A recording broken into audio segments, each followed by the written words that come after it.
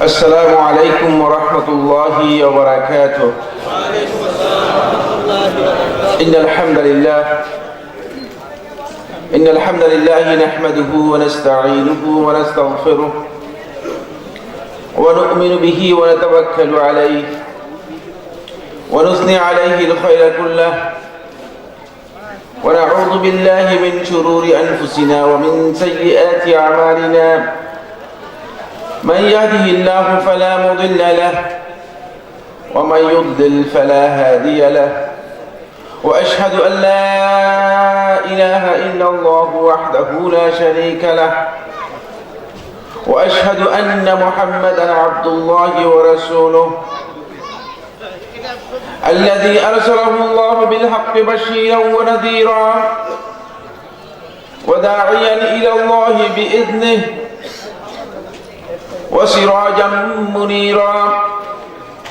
أما بعد، فإن أصدق الحديث كتاب الله، وخير الهدي هدي محمد صلى الله عليه وسلم، وشر الأمور محدثاتها، وكل محدثة بدعة، وكل بدعة ضلالة، وكل ضلالة في النار، أو كما قال عليه الصلاة والسلام.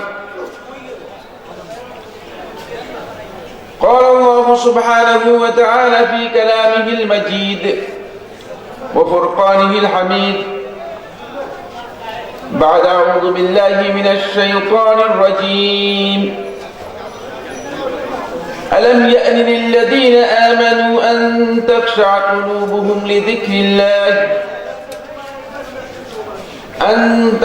قلوبهم لذكر الله وما نزل من الحق. يقول عز من قائل: ألا بذكر الله تطمئن القلوب. عن أبي الدرداء رضي الله تعالى عنه قال: قال رسول الله صلى الله عليه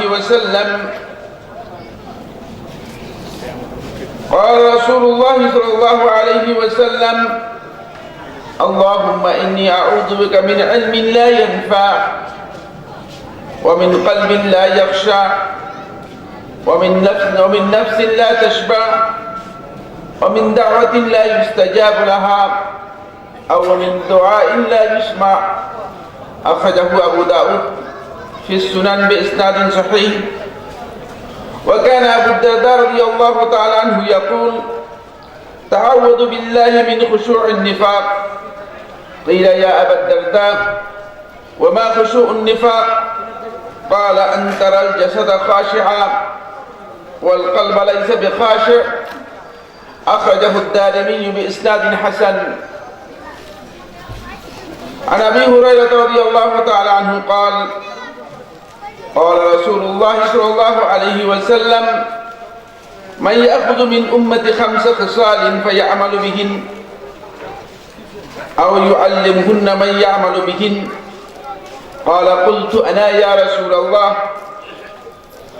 فأخذ بيدي فعدهن، ثم قال: اتق المحارم، تكن أعبد الناس، وارض بما قسم الله لك، تكن أغنى الناس، وأحسن إلى جارك، تكن مؤمنا، وأحب للناس ما تحب لنفسك، تكن مسلما، ولا تكسر الضحك فإن كسرة الضحك تميت القلب.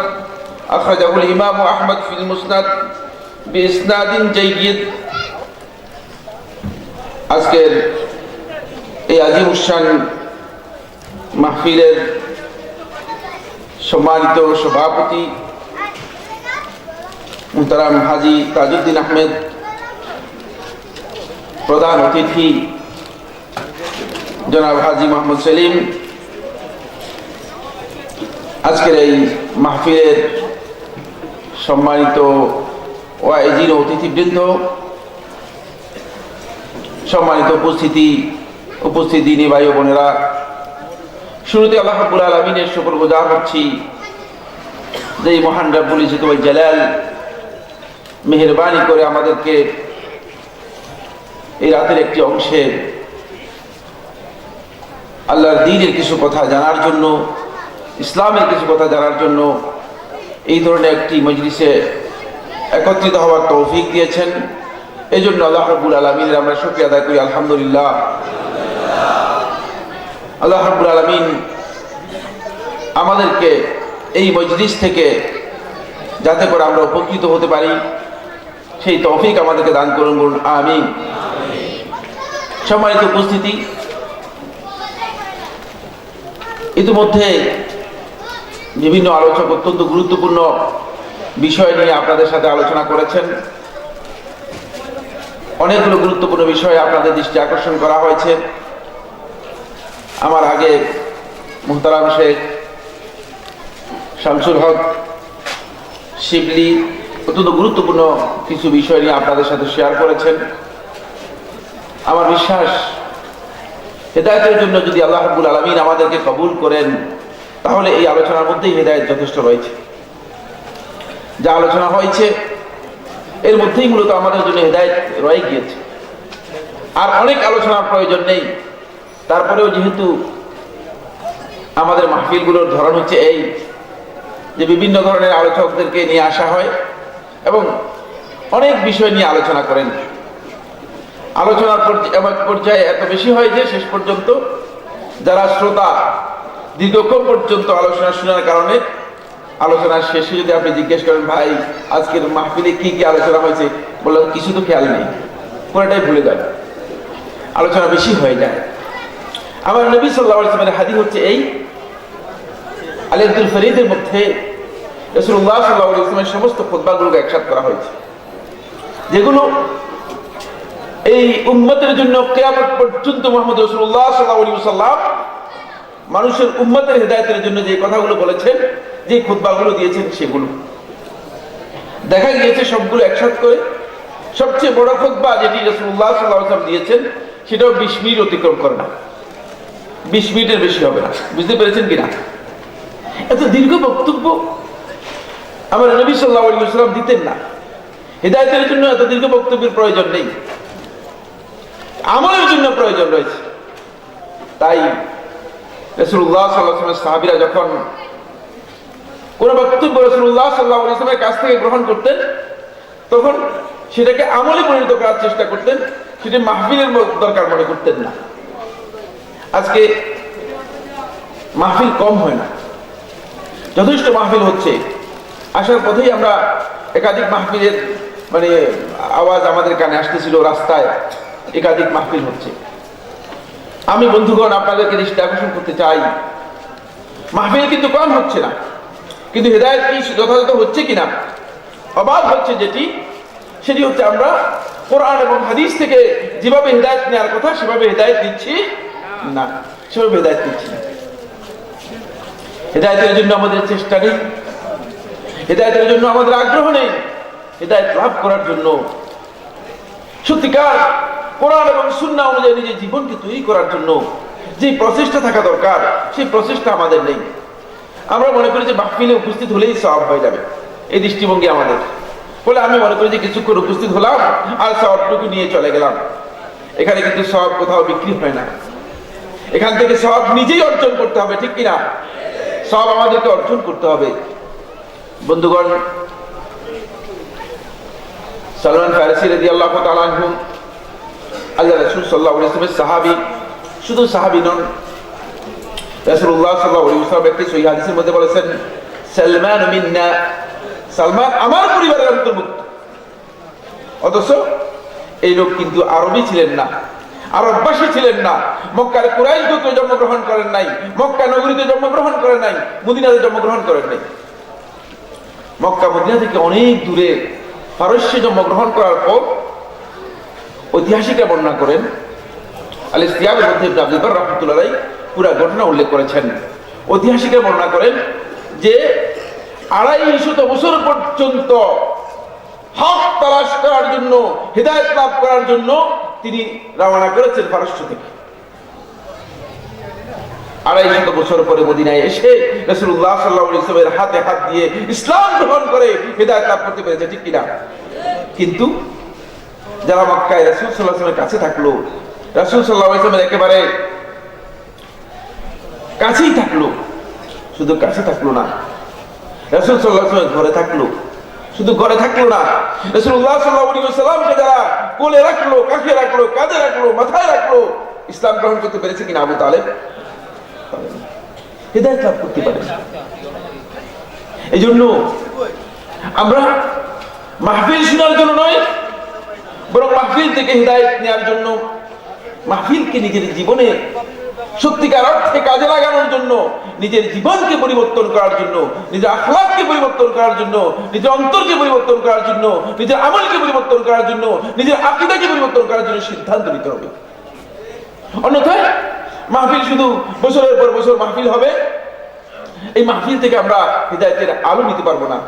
যে আলোর মাধ্যমে আমি আমার আখিরাতকে আলোকিত করতে পারি, যে আলোর মাধ্যমে আমি আমার দুনিয়াকে আলোকিত করতে পারি। বন্ধুগণ, এজন্য আজকে অত্যন্ত গুরুত্বপূর্ণ একটি বিষয় নিয়ে আমি আপনাদের সাথে কিছু কথা শেয়ার করার জন্য চিন্তা করেছি। বিষয়টি খুব আমাদেরকে অন্তর দিয়ে উপলব্ধি করতে হবে, কারণ উপদেশের বিষয়, উপদেশ দিতে সবাই পারে, কিন্তু উপদেশ অনুযায়ী আমল করে সবাই আমল করে না। উপদেশ সবাই দিতে পারে। আলী ইবনে আবি তালেব রাদিয়াল্লাহু তাআলা থেকে নিসবত করা হয়, সম্পর্কিত করা হয় তাকে একটি কবিতা, একটি লাইন। তিনি তার সন্তানকে উপদেশ দিতে গিয়ে বলছেন, নাসাহতুকা ইন কাবিলতা নাসিহাতি ওয়ান নাসহু আরখাসু লা ইউবা ওয়া লা ইউহাবু। হে বৎস, হে আমার সন্তান, কলিজার টুকরা, নাসাহতুকা ইন কাবিলতা নাসিহাতি, তোমাকে উপদেশ দিচ্ছি, যদি এই উপদেশ গ্রহণ করো তাহলে তুমি উপকৃত হবে, লাভবান হবে, ক্ষতিগ্রস্ত হবে না। উপদেশের মূল্য বুঝতে পেরে যদি উপদেশ গ্রহণ করো তাহলে উপকৃত হবে, লাভ হবে তোমার। কিন্তু একটি কথা তোমাকে উপদেশের পাশে সাথে স্মরণ করে দিতে চাই, সেটি হচ্ছে ওয়ান্নাসু আরখাসু লা ইউবা ওয়া লা ইউহাবু। এই উপদেশ মূলত খুব সস্তায় পেয়ে গেলে, যেহেতু পিতার কাছ থেকে সন্তানের উপদেশ খুব সস্তা, কোনো খরচ নেই, আর সহজ পেয়ে গেলে, সামান্যভাবে পেয়ে গেলে, কোনো প্রচেষ্টা ছাড়া পেয়ে গেলে। কিন্তু একটি জিনিস খেয়াল রাখবে, দুনিয়ার কোনো মার্কেটে, দুনিয়ার কোনো বাজারে, দুনিয়ার কোনো দোকানে এটি কিন্তু বিক্রি হয় না। এটা খেয়াল রাখবে, এগুলো দুনিয়ার কোনো বাজারে বিক্রি হয় না। ওয়ালা ইউহাবু, কোনো বন্ধুকে বড়কন হিসেবে দেয় না, কোনো আত্মীয় তার আত্মীয়কে বড়কন হিসেবে দেয় না। সুতরাং এই সতর্কতা যদি তোমার থাকে তাহলে তুমি এর মূল্য বুঝতে পারবে।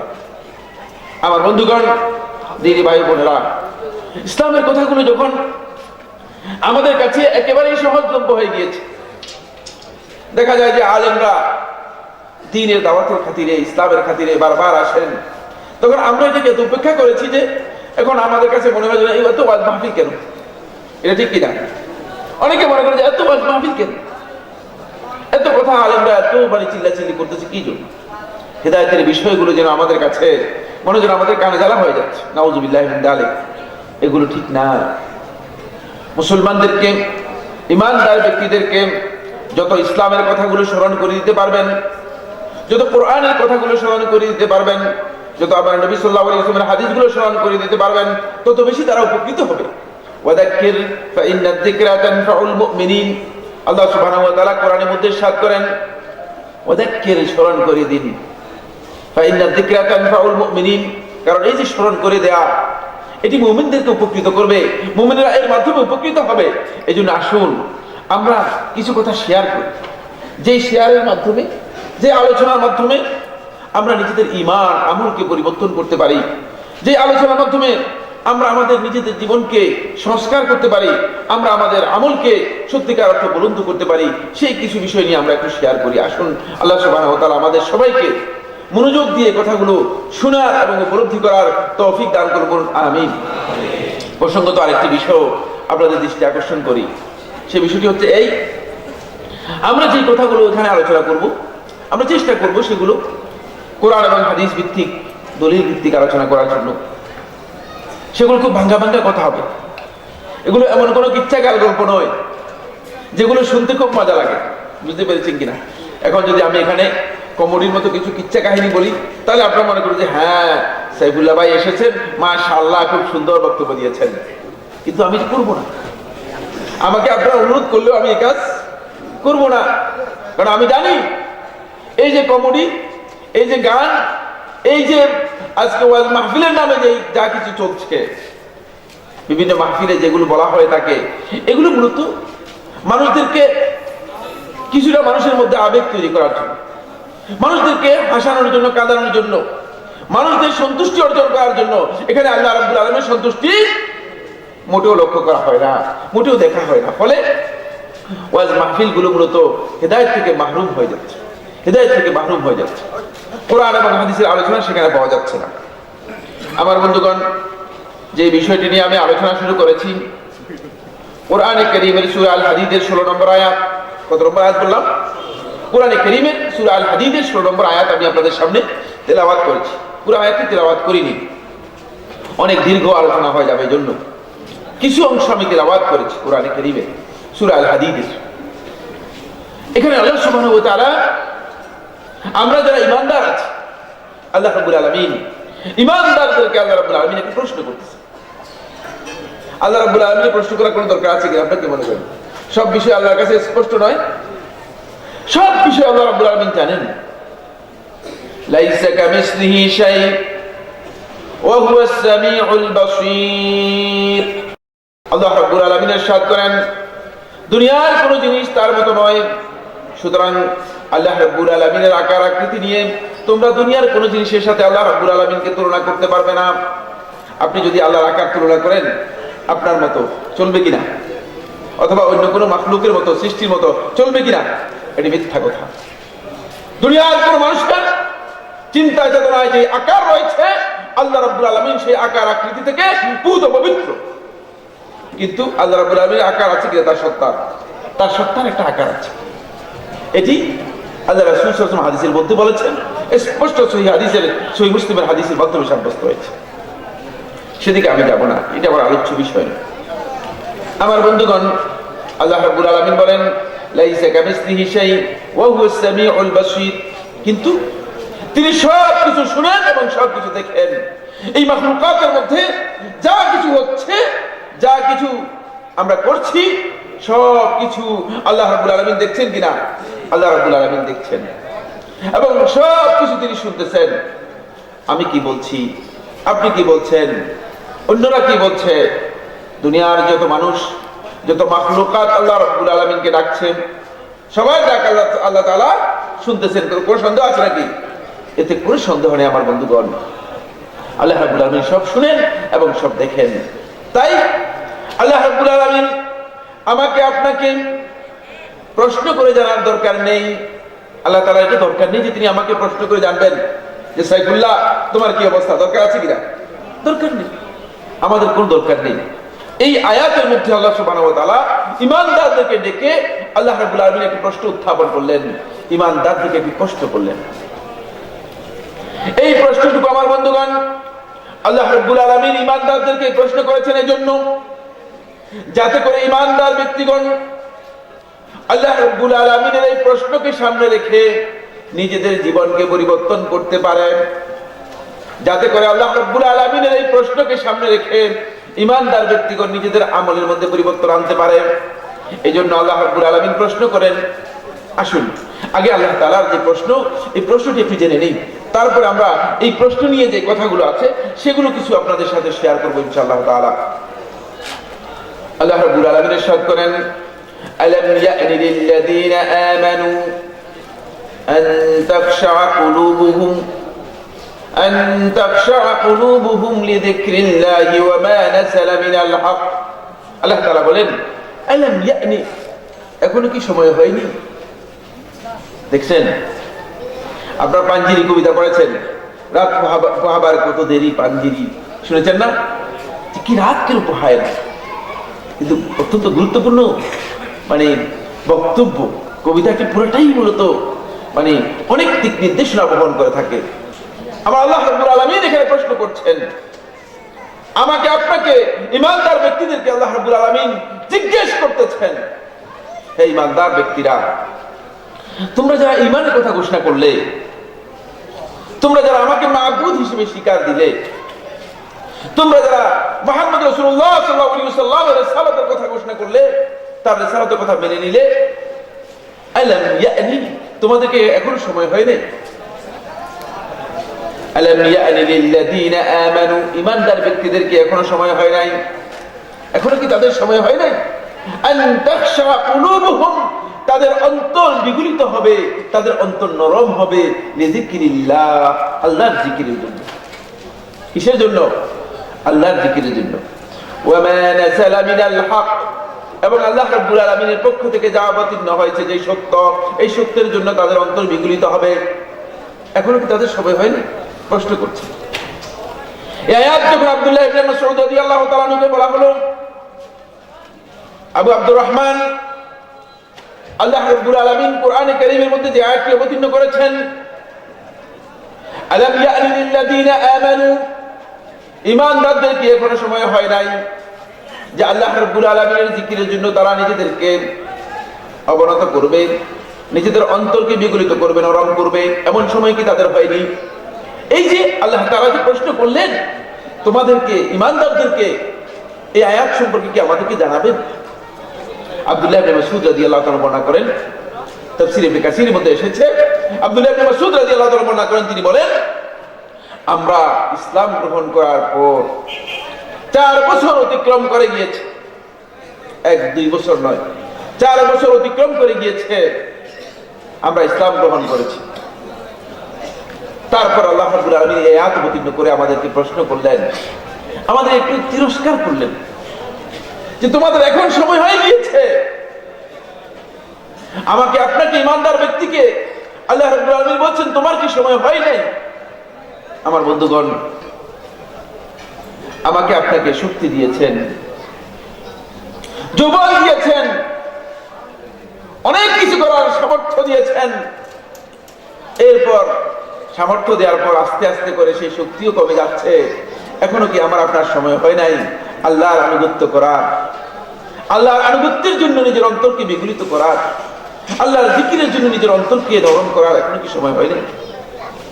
আজকে আমাদের ওই বন্ধুদের দিকে দৃষ্টি আকর্ষণ করব যারা আল্লাহর বিধানকে উপেক্ষা করে ইসলামের পর্দাকে লঙ্ঘন করছেন, নিজেদের খেয়াল খুশি মতো জীবনযাপন করছেন।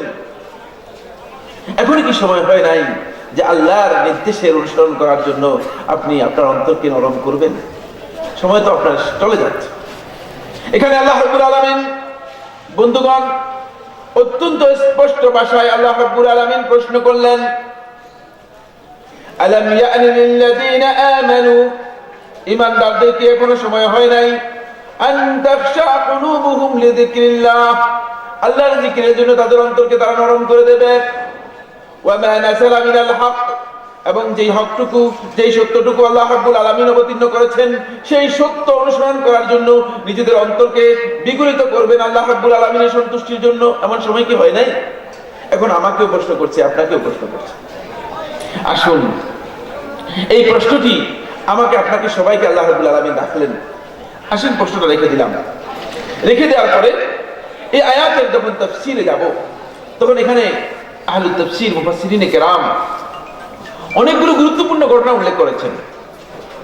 এর মধ্যে একটি ঘটনা ইবনে জাওযী রাহমাতুল্লাহ আলাইহি সিফাতুস সফওয়ার মধ্যে উল্লেখ করেছেন, সহিহ সনদে। 4 জন আহলুল হাদিস, মুহাদ্দিসিনদের মধ্যে নির্ভরযোগ্য 4 জন আহলুল হাদিস সেটাকে সহিহ বলেছেন, এবং অত্যন্ত গুরুত্বপূর্ণ শিক্ষা এর মধ্যে রয়েছে। শুধু ওই ঘটনাটি আমি আপনাদের সামনে পেশ করার পর এরপরে আমি এই আয়াতের তাফসীরের দিকে যাব।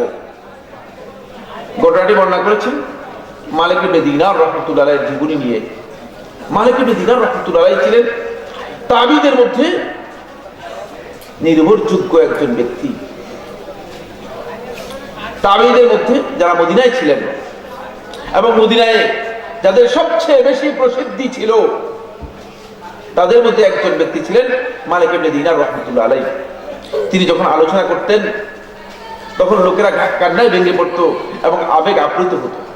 বর্ণনার মধ্যে এসেছে, মালিক ইবনে দিনার রাহমাতুল্লাহ আলাইহি বলেন যে আমি, আমার জীবনে যখন শুরু হলো, যখন যৌবনে উপনীত হলাম, তখন আমি শক্তি সামর্থ্য ইত্যাদি যখন আমার হলো, তখন আমি এমন কোনো কাজ নেই, এমন কোন অপরাধ নেই, এমন কোন অন্যায় নেই যেগুলো আমি আমার জীবনে করি নাই। সব কিছু করা শুরু করলাম, সকল প্রকার অপরাধের মধ্যে নিজেকে লিপ্ত করলাম, অন্যায় করা শুরু করলাম, মানুষের হক নষ্ট করা শুরু করলাম, মানুষের উপরে জুলুম করা শুরু করলাম, সকল প্রকার অন্যায়ের সাথে নিজেকে সম্পৃক্ত করে নিলাম। আমি এতটুকু উপলব্ধি করতে পারিনি যে এই কাজটুকু আমার জন্য সঠিক হচ্ছে না। আজকে দেখেন, যুবকদের দিকে তাকান। যখন আল্লাহ রাব্বুল আলামিন ছোটবেলায় যখন থাকে তখন তো দুর্বল, কিছু করতে পারে না, তখন শরীয়ত তাকে দায়িত্ব দেয় নাই, যেহেতু কিছু করার ক্ষমতা নেই, শরীয়ত তাকে দায়িত্ব দেয় নাই, দায়িত্ব উঠিয়ে নিয়েছে। একটু পর, কিছুদিন পরে যখন আমার আল্লাহ রাব্বুল আলামিন শক্তি সামর্থ্য দেন, সুম্মা ইয়াজআলু মিন বা'দি দুআফিন কুওয়া, এরপরে ওই দুর্বল অবস্থার পরে যখন তাকে শক্তি দেয়া হয়, একটু পাওয়ার দেয়া হয়, এটাকে আল্লাহ রাব্বুল আলামিন কোরআনে কারীমের মধ্যে বলেছেন শক্তি। এটি শক্তি। আমার বন্ধুগণ, এই শক্তি যখন আল্লাহ রাব্বুল আলামিন যখন বান্দাকে দেন, তখন বান্দা মনে করে যে আমি তো সব কিছু এখন করতে পারি, আমার তো সব করার ক্ষমতা আছে।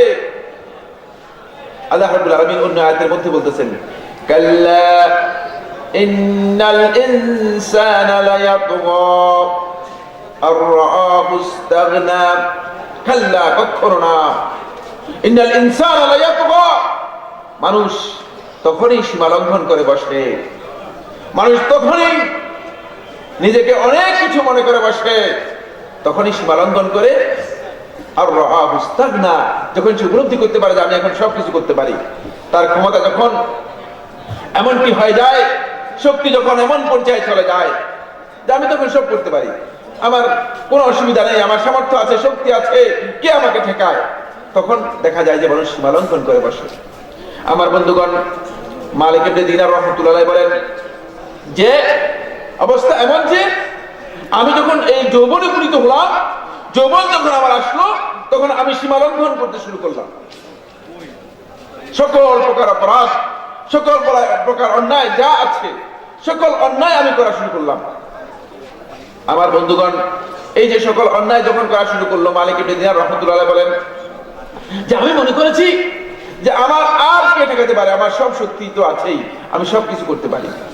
তো এমন সময় আমার ইচ্ছা হলো, আমাদের এই সমাজের মধ্যে কিছু লোক আছে যৌবন থাকলেও অপরাধ অন্যায় করে, কিন্তু ভালো কাজের প্রতি ইচ্ছা আসে না।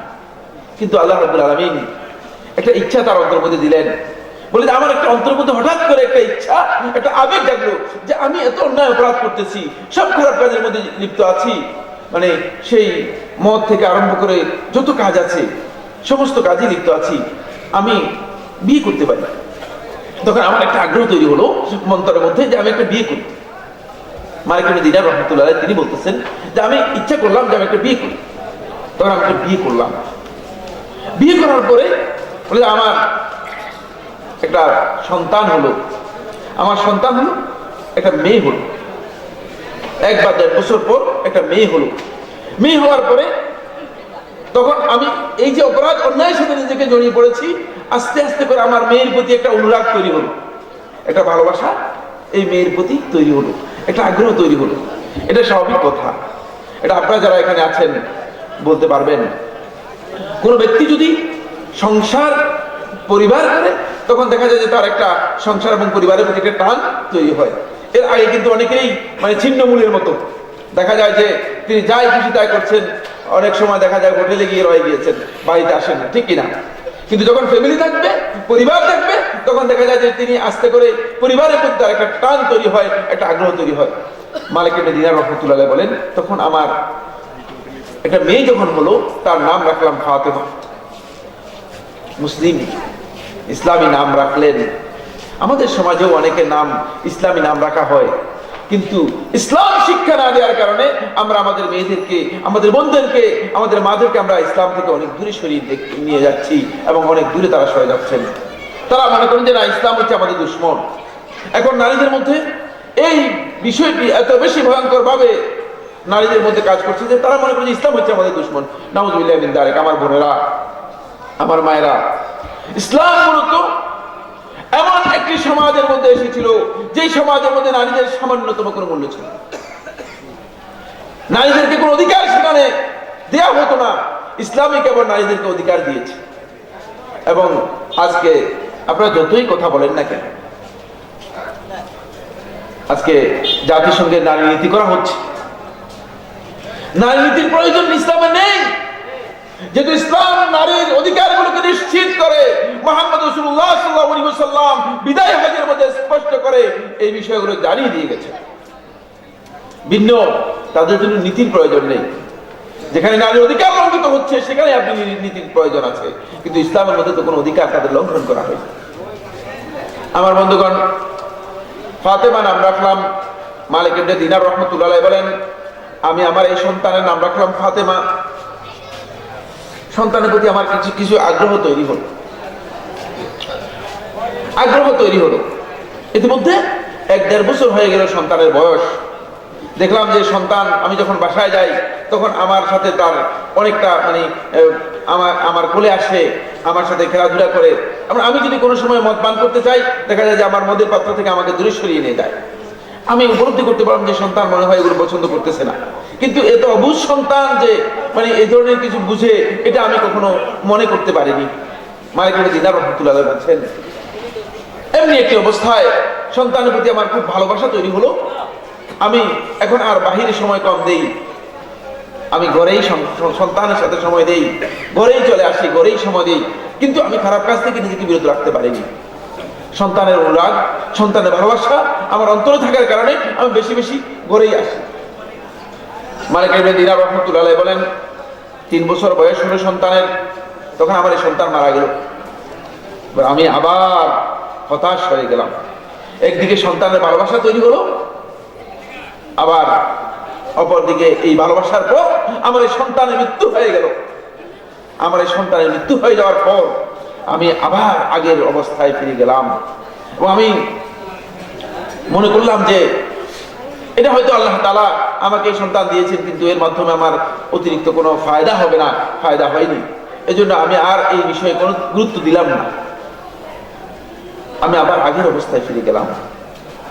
এইভাবে আমি দিনের পর দিন খারাপ কাজের মধ্যে নিজেকে ডুবিয়ে রাখছি, খারাপ কাজ করছি, অশ্লীল কাজ, অবৈধ কাজ, গর্বিত কাজ, নিষিদ্ধ কাজ, ইসলাম যে কাজের জন্য অনুমোদন দেয়নি, এই সমস্ত কাজের মধ্যে নিজেকে লিপ্ত করে নিচ্ছি। একদিন আমি রাত্রেবেলায় ঘুমিয়ে পড়লাম।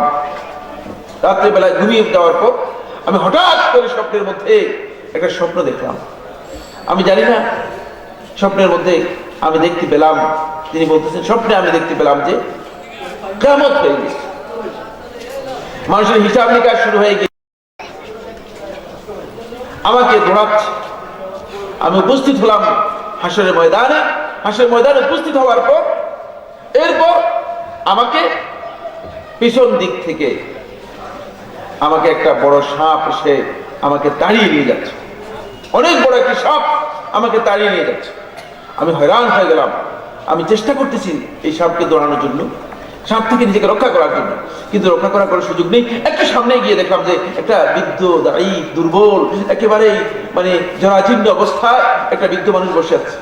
আমি বললাম, বাবা আমাকে রক্ষা করুন, আমাকে সাপে দৌড়াচ্ছে, আমাকে সাপ খেয়ে ফেলবে, বাবা আমাকে রক্ষা করুন। বলছি, বাবা আমি তো দুর্বল, আমি অত্যন্ত দুর্বল, আমি তোমাকে রক্ষা করতে পারবো, আমার সেই ক্ষমতা নেই, সেই সাধ্য নেই, সেই শক্তি নেই যে আমি তোমাকে রক্ষা করতে পারি। মালিক ইবনে দিনার রাহমাতুল্লাহ আলাইহি বলেন, এরপর আমাকে বললো, তবে তোমাকে একটা পরামর্শ দিই, এই যে এদিকে যাও, তুমি এইদিকে দৌড়াও, তাহলে হয়তো তুমি কোনো সাহায্য পেতে পারো কিনা তুমি দেখো। বলে আমি দৌড়াতে পারলাম, দৌড়াতে শুরু করলাম। এমন সময় আমি একটা আওয়াজ শুনতে পেলাম, আমার কানের মধ্যে আওয়াজ আসলো, ফাতিমাতু আদরিকি আবাক, ফাতিমাতু আদরিকি আবাক, ফাতিমা তুমি তোমার বাপকে ধরো, তুমি তোমার বাপকে পাকড়াও করো, ফাতিমা তুমি তোমার বাপকে রক্ষা করো। আমি তাকিয়ে দেখলাম আমার সামনে দাঁড়িয়ে আছে আমার ওই 3 বছরের যে মেয়ে মারা গিয়েছে সেই মেয়ে। 3 বছরের ওই মৃত মেয়ে আমি দেখতে পেলাম দাঁড়িয়ে আছে। আমি তার সামনে গেলাম, তখন আমার এই মেয়ে ফাতেমা দেখলাম আমাকে ডান হাতে চেপে ধরলো। ডান হাতে চেপে ধরে বাম হাত দিয়ে সাপটাকে তাড়িয়ে দিয়ে আমাকে আমার মেয়ে ডান হাতে ধরে বললো যে বাবা আর কতদিন। আল্লাহ রাব্বুল আলামিন তো কোরআনের মধ্যে বলে দিয়েছেন, আলাম ইয়ানি লিল্লাযীনা আমানু আন তাখশা কুলুবুহুম লিযিকরিল্লাহি ওয়া মা নাযালা মিনাল হক। আল্লাহ তাআলা তো বলছেন আলাম ইয়ানি, এখন কি সময় হয় নাই, লিল্লাযীনা আমানু, ঈমানদারদের, আন তাখশা কুলুবুহুম লিযিকরিল্লাহ, আল্লাহর জিকিরের জন্য তাদের অন্তর বিগলিত হবে, নরম হবে। এখন কি তাদের সময় হয় না? আল্লাহ তাআলা তো বলে দিয়েছেন কোরআনের মধ্যে। সুতরাং আপনি কেন আর এভাবে দৌড়াচ্ছেন, কেন আর এভাবে দৌড়াচ্ছেন? মালিক ইবনে দিনার রাহমাতুল্লাহ আলাইহি বলেন, এরপর আমার ঘুম ভেঙে গেল। ঘুম ভেঙে যাওয়ার পর আমি হতাশ হয়ে গেলাম, হয়রান হয়ে গেলাম। হয়রান হয়ে গিয়ে আমি দৌড়াতেছিলাম। এমন অবস্থায় ফজরের সময় হয়ে গেল। ফজরের সময় হয়ে যাওয়ার পর আমি মসজিদের মধ্যে প্রবেশ করলাম। মসজিদে প্রবেশ করে আমি দেখতে পেলাম ইমাম সাহেব ফজরের তেলাওয়াত করতেছেন এই আয়াতটি, আলাম ইয়ানি লিল্লাযীনা আমানু আন তাখশা কুলুবুহুম লিযিকরিল্লাহ। তখন আমি বুঝতে পারলাম, আনা ইয়া রব, আনা ইয়া রব, হে আমার প্রতিপালক, আমার সময় হয়েছে প্রত্যাবর্তন করা, আমার সময় হয়েছে প্রত্যাবর্তন করা। আমি আল্লাহ রাব্বুল আলামিনের কাছে প্রত্যাবর্তন করে গেলাম। সেদিন যে তওবা করলাম আল্লাহ রাব্বুল আলামিনের কাছে, আর জীবনে কোনোদিন কোনো গুনার কাজের সাথে নিজেকে সম্পৃক্ত করি নাই।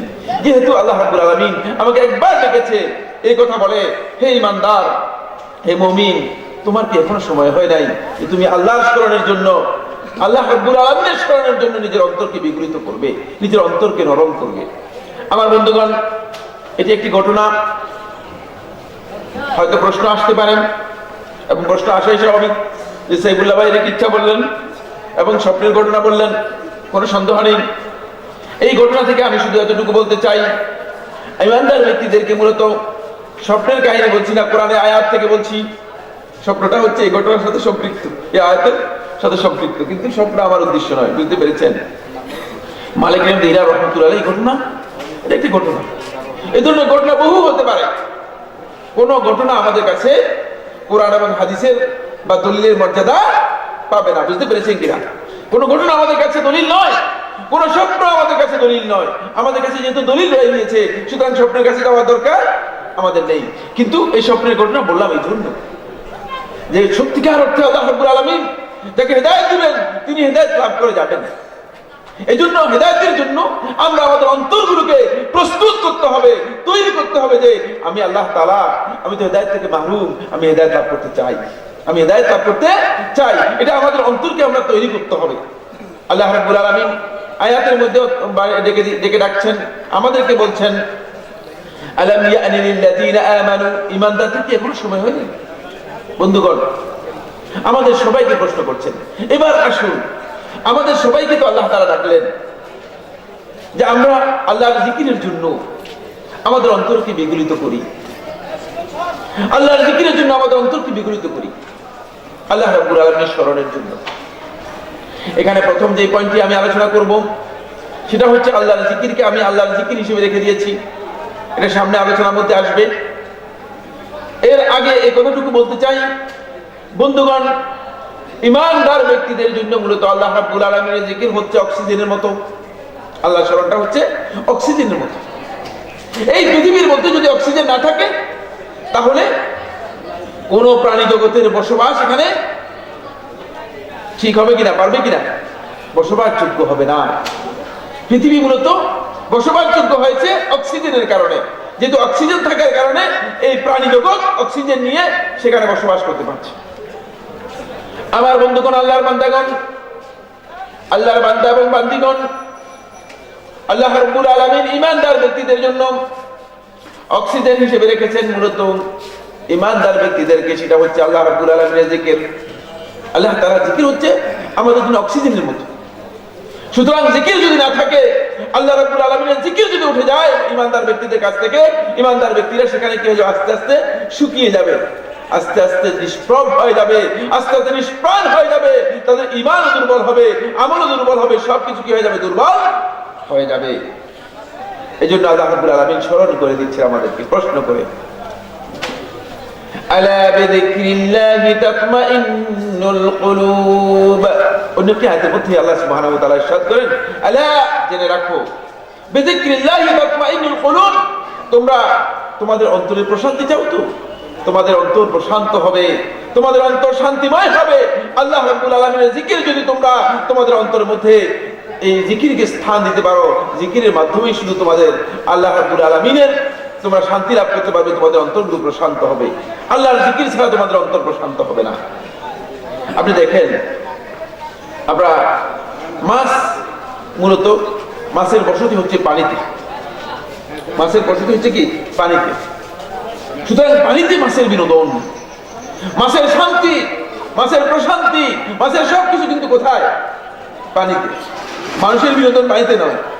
পানিতে যদি কোনো মানুষকে আপনি ডেকে দেন, তাহলে সে কি সেখানে বিনোদন করতে পারবে কিনা? তাহলে বলে যে কেন, মাছ যেহেতু পানিতে বিনোদন করতে পারে, তুমি কেন পানিতে বিনোদন করতে পারবে না? এটি হয় না। আল্লাহ রাব্বুল আলামিন মাছের বিনোদন যেহেতু পানিতে রেখেছেন, এখন যদি সমস্ত মাছগুলোকে আপনি পানি থেকে উঠে, পুকুর থেকে উঠে যদি সেগুলোকে আপনি মরুভূমির মধ্যে রেখে দেন, অথবা উপরে ডাঙ্গায় রেখে দেন, রেখে দিয়ে সেখানে যদি ভালো আয়োজন করেন, খাবার টাবারের উত্তম আয়োজন, এগুলো কোনো বিনোদন করতে পারবে কিনা? সেখানে বাঁচবে কিনা? জীবন থাকবে কিনা? না। কারণ যাকে যেই প্রশান্তি দিয়ে, যেই বিনোদন দিয়ে, যেই সুযোগ দিয়ে আল্লাহ রাব্বুল আলামিন যেভাবে সৃষ্টি করেছেন, তাকে সেটাই দিতে হবে, সেটাই দিতে হবে। আল্লাহর বান্দা, ইমানদার ব্যক্তিদের ইমানের পরপরই আল্লাহ রাব্বুল আলামিনের জিকির হচ্ছে সবচেয়ে বড় প্রশান্তির বিষয়। আমার বন্ধুগণ, অন্যথায় এই অন্তরগুলো মূলত বিগলিত হবে না। মানুষের মধ্যে যে অন্তর আছে, এই অন্তরের পরিশুদ্ধি, এই অন্তরের বিশুদ্ধি এবং এই অন্তর বিগলিত হওয়ার জন্য কোন অবস্থাতেই বিগলিত হবে না যদি আপনি আল্লাহ রাব্বুল আলামিনের জিকির এর মধ্যে না আনেন। আল্লাহর জিকির যদি এর মধ্যে না আনেন, তাহলে অন্তরগুলো বিগলিত হবে না। আল্লাহ রাব্বুল আলামিন কোরআনে কারীমের 19টি আয়াতের মধ্যে, এটি সূরা আনফালের 1 নম্বর আয়াতের মধ্যে বলেন, ইন্নামাল মুমিনুনা আল্লাযীনা ইযা যুকিরাল্লাহু ওয়াজিলাত কুলুবুহুম।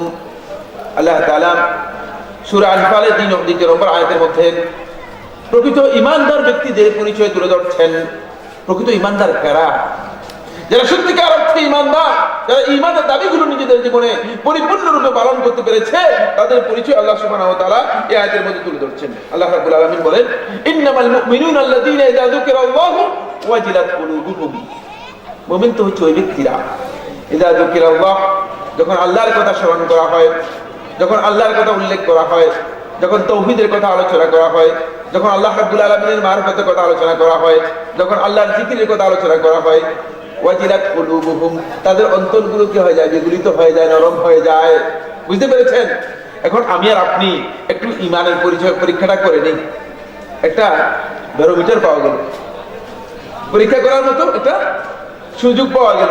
আল্লাহ রাব্বুল আলামিন জানিয়ে দিচ্ছেন প্রকৃত ঈমানদার হচ্ছে ওই সমস্ত ব্যক্তিরা, ইযা যিকিরাল্লাহ, যখন আল্লাহর কথা স্মরণ করা হবে, যখন আল্লাহর কথা উল্লেখ করা হবে, তাওহীদের কথা উল্লেখ করা হবে, আল্লাহর মারফতের কথা উল্লেখ করা হবে, আল্লাহর জিকির যখন উল্লেখ করা হবে, আল্লাহর জিকির যখন আসবে, ওয়াজিলাত কুলুবুহুম, তাদের অন্তরগুলো, ওয়াজিলাত কুলুবুহুম, অন্তরগুলো বিগলিত হয়ে যাবে।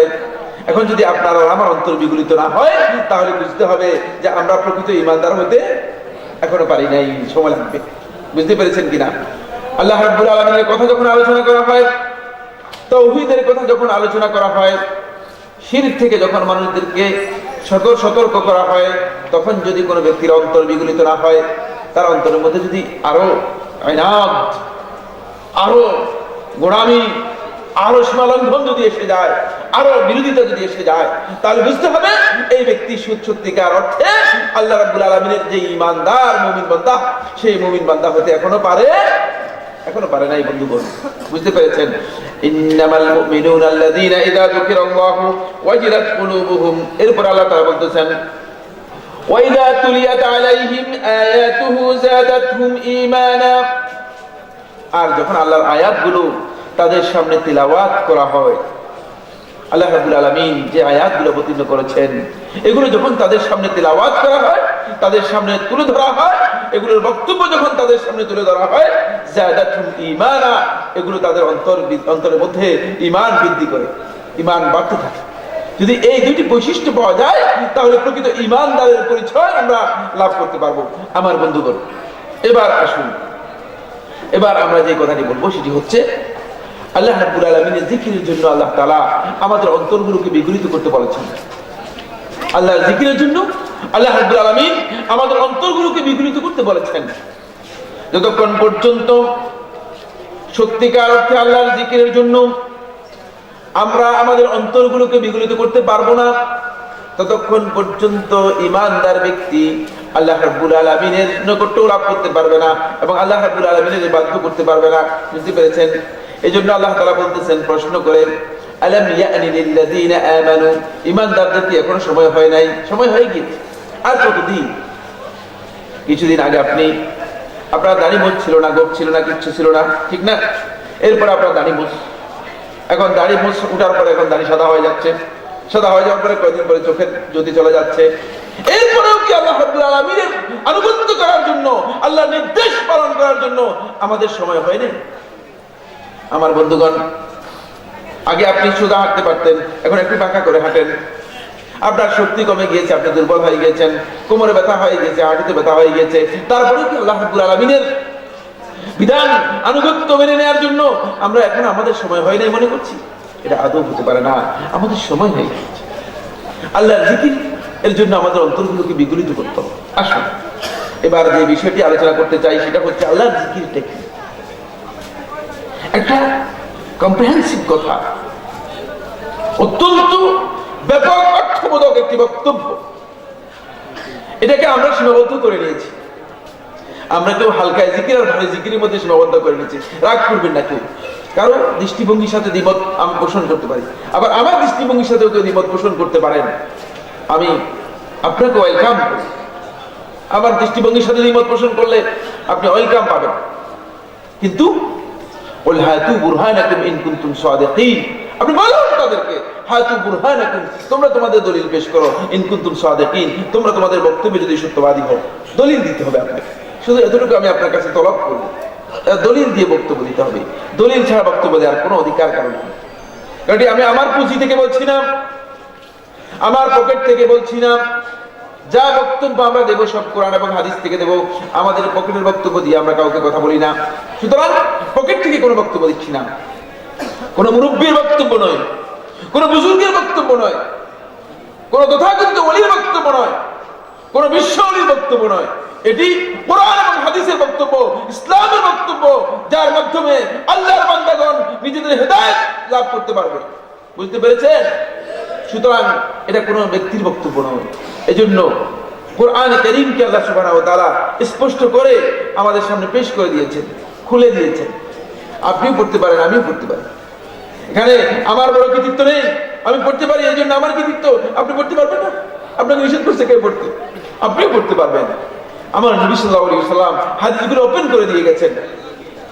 এটা বলা যায় দিয়ে যান নাই যে ডক্টর সাইফুল্লাহ তুমি পড়বে শুধু, আর সাধারণ মানুষ পড়ার দরকার নেই। নাউজুবিল্লাহ। ইসলাম এটাকে সীমাবদ্ধ করে নাই। কোরআন এবং সুন্নাহ এই মুসলিম উম্মাহর সমস্ত মানুষকে জানার জন্য অধিকার দিয়ে দিয়েছে, ঠিক কিনা? আপনি জানতে পারেন, কোনো অসুবিধা নেই।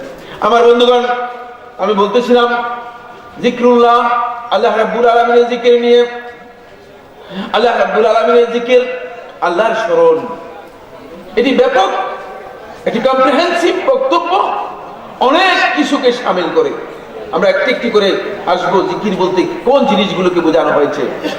এর আগে আমি যেটি বলতে চাই সেটা হলো এই জিকিরের যে কনসেপ্ট রয়েছে, এই ধারণা রয়েছে, এই ধারণাকে আমরা অনেকেই কনফাইন করে নিয়েছি, সীমাবদ্ধ করে নিয়েছি। কেউ হালকায় জিকিরের মধ্যে সীমাবদ্ধ করেছি, কেউ ভারী জিকিরের মধ্যে সীমাবদ্ধ করেছি, কেউ নিজেদের আবিষ্কার করা জিকিরের মধ্যে সীমাবদ্ধ করে নিয়েছে। সারা রাত নেচে নেচে তথাকথিত জিকির করতেছে।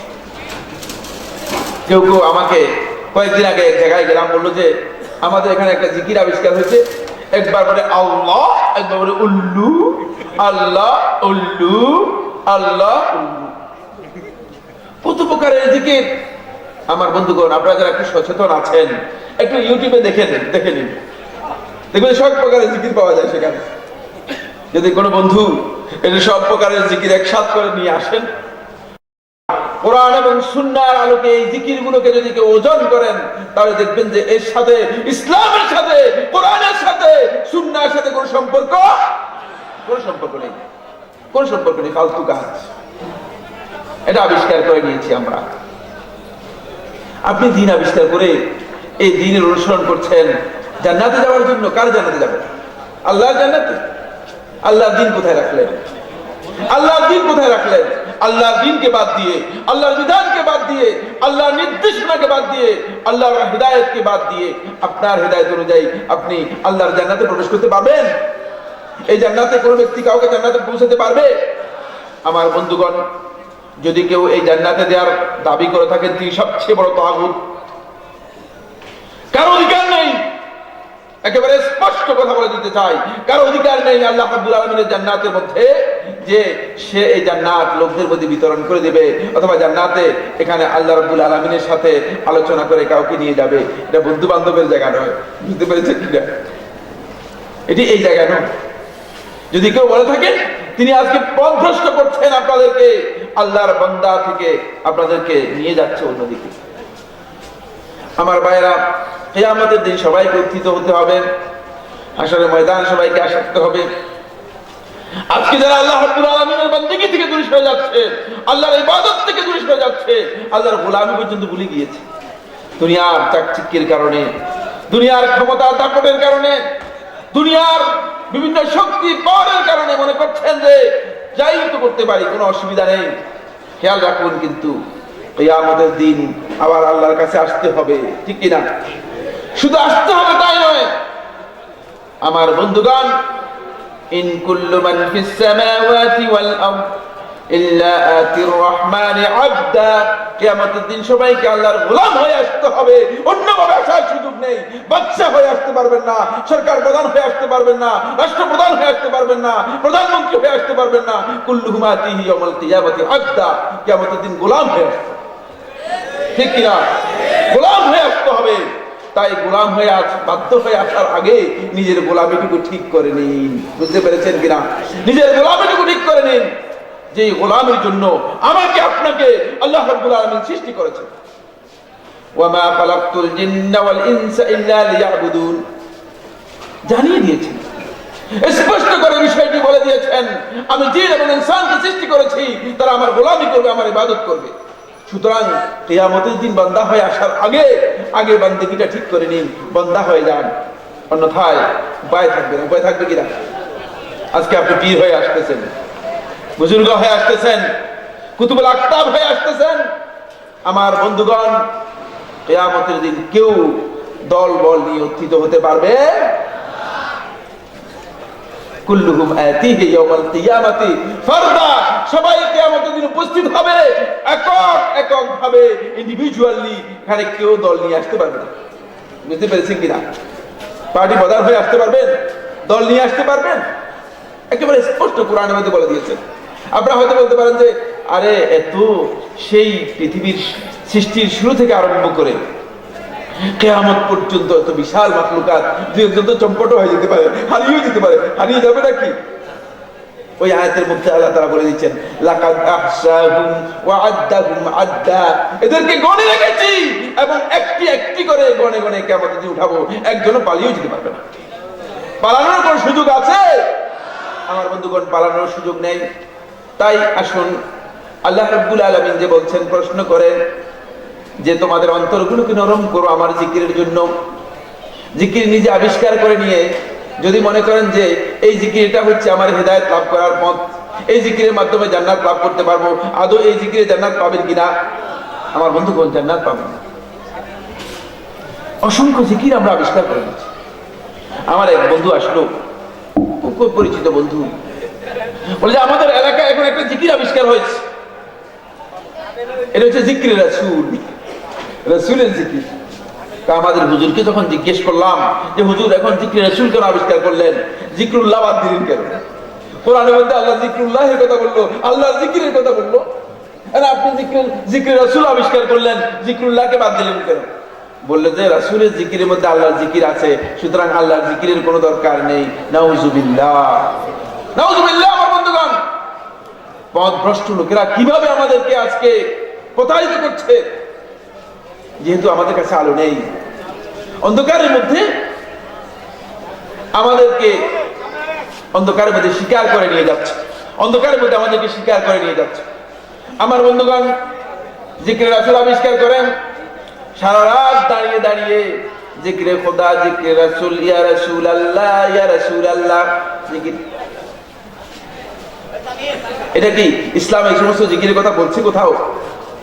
ফালতু কত প্রকারের জিকির আছে, আমি আপনাদেরকে শুধু বলে দিলাম। ইউটিউবের মধ্যে দেখেন নাচানাচি করতেছে এবং তারা মনে করতেছে যে এগুলো হচ্ছে জিকির, এবং জিকিরটাকে আমরা সীমাবদ্ধ করে নিয়েছি একটা ধারণার মধ্যে। সেটা হলো কি, কতক্ষণ বসে বসে লা ইলাহা ইল্লাল্লাহ, লা ইলাহা ইল্লাল্লাহ, লা ইলাহা ইল্লাল্লাহ, এরপরে কতক্ষণ পরে ইল্লাল্লাহ ইল্লাল্লাহ ইল্লাল্লাহ, কতক্ষণ পরে হু হু হু হু। আমরা এগুলোর মধ্যে জিকিরকে সীমাবদ্ধ করে নিয়েছি। আল্লাহর কসম আমার বন্ধুগণ, এটা জিকির নয়। আল্লাহ রাব্বুল আলামিন যে জিকিরের কথা আমাদেরকে এই আয়াতের মধ্যে বলেছেন, আলাম ইয়ানি লিল্লাযীনা আমানু আন তাখশা কুলুবুহুম লিযিকরিল্লাহ, ঈমানদার ব্যক্তিদের জন্য কি এখনো সময় হয় নাই? আন তাখশা কুলুবুহুম লিযিকরিল্লাহ, আল্লাহর জিকিরের জন্য তাদের অন্তরকে নরম করবে। এই জিকির হচ্ছে মূলত আল্লাহ রাব্বুল আলামিন যেই জিকির আসমান থেকে অবতীর্ণ করেছেন সেই জিকির। বুঝতে পেরেছেন? ইন্না নাহনু নাযালনা যিকর ইন্না লাহু লাহাফিযুন। আল্লাহ সুবহানাহু ওয়া তাআলা কোরআনের মধ্যে ইরশাদ করেন যে এই জিকির আমি অবতীর্ণ করেছি। এই জিকির কোরআনকে নামকরণ করা হয়েছে। বুঝতে পেরেছেন? কোরআনকে জিকির হিসেবে নামকরণ করা হয়েছে। আল্লাহ রাব্বুল আলামিন এই কিতাবকে জিকির হিসেবে নামকরণ করেছেন এবং বলেছেন এই জিকিরের হেফাজতের দায়িত্ব আমি নিয়েছি। সুতরাং এই কোরআন মূলত আল্লাহ সুবহানাহু ওয়া তাআলা জিকিরের জন্য সহজ করে দিয়েছেন। অন্য আয়াতের মধ্যে আল্লাহ সুবহানাহু ওয়া তাআলা ইরশাদ করেন, ওয়ালাকাদ ইয়াসসারনাল কুরআনা লিয-যিকরি ফাহাল মিন মুদ্দাকির, যে তোমাদের মধ্যে কি কোনো উপদেশ গ্রহণকারী আছে? কোরআনকে তো আমি জিকির করার জন্য সহজ করে দিলাম, জিকিরের জন্য সহজ করে দিলাম। সুতরাং জিকিরের ভুল ব্যাখ্যা করার সুযোগ নেই, জিকিরের ভুল ব্যাখ্যা করবেন না। আল্লাহ রাব্বুল আলামিনের জিকির এটি ব্যাপক একটি বিষয়, এটাকে সীমাবদ্ধ করবেন না নাচানাচির মধ্যে, এটাকে সীমাবদ্ধ করবেন না তথাকথিত হালকা জিকিরের মধ্যে, এটাকে সীমাবদ্ধ করবেন না শুধুমাত্র আল্লাহ আল্লাহ হু হু লা ইলাহা ইল্লাল্লাহ এর মধ্যে। কিন্তু আমি এই কথা বলছি না যে লা ইলাহা ইল্লাল্লাহ জিকির নয়। খেয়াল রাখবেন, লা ইলাহা ইল্লাল্লাহ জিকির। আল্লাহ রাব্বুল আলামিনের জিকিরগুলোর মধ্যে একটি আছে লা ইলাহা ইল্লাল্লাহ, কারণ এটি হচ্ছে তাওহীদের সর্বোচ্চ কালিমা, যেই কালিমার মাধ্যমে আল্লাহর বান্দাগণ আল্লাহ রাব্বুল আলামিনের তাওহীদের ঘোষণা দিবে। কালিমাতুত তাওহীদ হচ্ছে কি লা ইলাহা ইল্লাল্লাহ। সুতরাং এটা হচ্ছে সবচেয়ে বড় জিকির, কোনো সন্দেহ নেই। আফদালুজ জিকির, সবচেয়ে শ্রেষ্ঠ জিকির হচ্ছে লা ইলাহা ইল্লাল্লাহ। কিন্তু এই যে জিকিরগুলো আমরা আপনারা করছি, বা এই যে জিকিরগুলো এগুলো যে আমরা করছি, এই জিকিরগুলোর পদ্ধতি আমাকে গ্রহণ করতে হবে কার কাছ থেকে? মুহাম্মদ রাসূলুল্লাহ সাল্লাল্লাহু আলাইহি ওয়াসাল্লামের কাছ থেকে। বুঝতে পেরেছেন? আদৌ কি রাসূলুল্লাহ সাল্লাল্লাহু আলাইহি ওয়াসাল্লাম মসজিদের মধ্যে মাগরিবের নামাজের পরে লোকদেরকে একত্রিত করে একসাথে চিল্লাইয়া চিল্লাইয়া আল্লাহ আল্লাহ আল্লাহ আল্লাহ জিকির করেছেন কিনা? সুন্নাহর কাছে আসতে, সুন্নাহর মাধ্যমে দলিল নিতে হবে। বন্ধুগণ, সুন্নাহর মাধ্যমে দলিল নিয়ে আপনি যদি মনে করেন জায়েজ, তাহলে ঠিক আছে, কোনো আপত্তি নেই। কিন্তু আন্দাজের উপর, অনুমানের উপর ধারণা করে যদি আপনি বলেন যে না এটা জিকির করলে আপনার অসুবিধা কোথায়, তো আমি বলবো যে না, এটা রাসূল সাল্লাল্লাহু আলাইহি ওয়াসাল্লাম সুন্নাতের মুখালাফাত, সুন্নাতের বিরুদ্ধে আচরণ করছেন। দ্বীনের মধ্যে আমার পক্ষ থেকে আপনার পক্ষ থেকে কোনো ইবাদত আবিষ্কার করার কোনো সুযোগ আছে কিনা? ইবাদতের দুটি মূলনীতি আমি আপনাদেরকে স্মরণ করে দেব আমার বন্ধুগণ।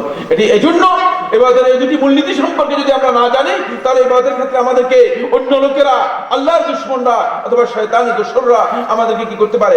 প্রতারিত করতে পারে, আমরা প্রতারিত হয়ে যেতে পারি। এক নম্বর হচ্ছে, সমস্ত উলামায়ে কেরামের ঐক্যমতে এটি সাব্যস্ত হয়েছে, এর মধ্যে কেউ দ্বিমত পোষণ করেছেন আমার জানা নেই।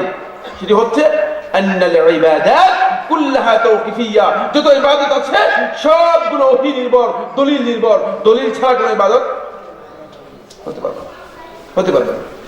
কেউ যদি বলেন দলিল ছাড়া ইবাদত এটা, তাহলে তিনি ভুল বলছেন, তিনি ভুল বলছেন। কোনো ইবাদত দলিলের বাইরে হতে পারবে না।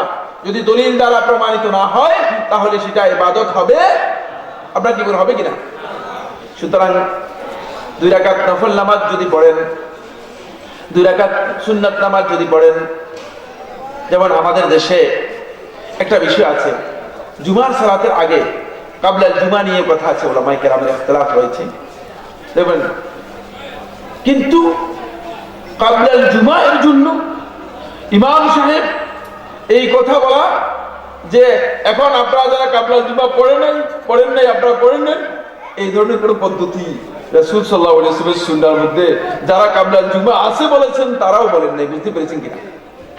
কই থেকে এগুলো আমরা আবিষ্কার করে নিয়েছি? আমার বন্ধুগণ, আমরা কি আমাদের নিজেদের পকেট থেকে দিন আবিষ্কার করে চালাতে পারবো? তাহলে আমার এই ইবাদত আমার নিজের ইবাদত হয়ে যাচ্ছে।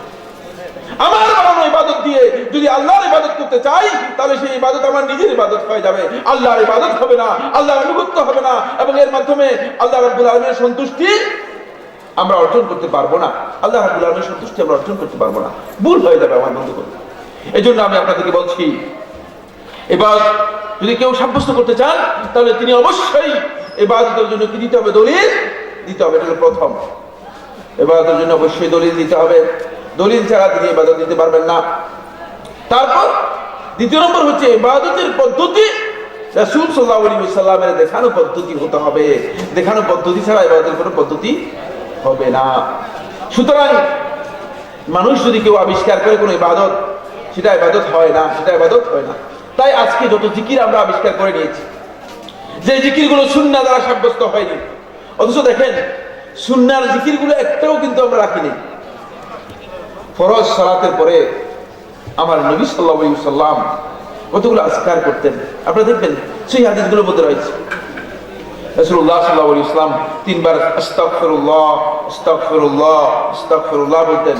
তারপর আল্লাহুম্মা আনতাস সালাম ওয়া মিনকাস সালাম তাবারাকতা ইয়া যাল জালালি ওয়াল ইকরাম আল্লাহুম্মা লা মানি'a লিমা আতাইত ওয়া লা মু'তিয়া লিমা মানা'ত লা ইয়ানফা'ু যাল জাদ্দু মিনকাল জাদ্দু। এভাবে অনেকগুলো আজকার রাসূলুল্লাহ সাল্লাল্লাহু আলাইহি ওয়াসাল্লাম ফরজ সালাতের পরে সাব্যস্ত হয়েছে।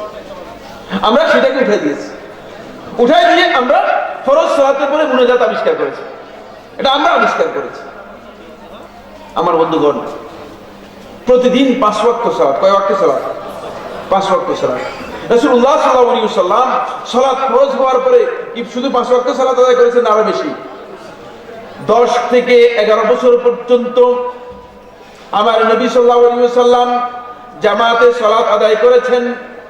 একজন সাহাবীও বর্ণনা করেননি যে নবী সাল্লাল্লাহু আলাইহি ওয়াসাল্লাম ফরজ সালাতের পরে কখনো সমস্ত সাহাবীদেরকে নিয়ে বলেছেন যে আসো আমরা সবাই আল্লাহর কাছে মুনাজাত করি। কোন বর্ণনার মধ্যে আসেনি। কোন ভাই যদি বলে তিনি সীমালঙ্ঘন করবেন, তিনি নিজের পক্ষ থেকে তৈরি করতে হবে হাদিস, তিনি হাদিসের কিতাব থেকে উদ্ধৃতি দিতে পারবেন না, পারবেন না, পারবেন না।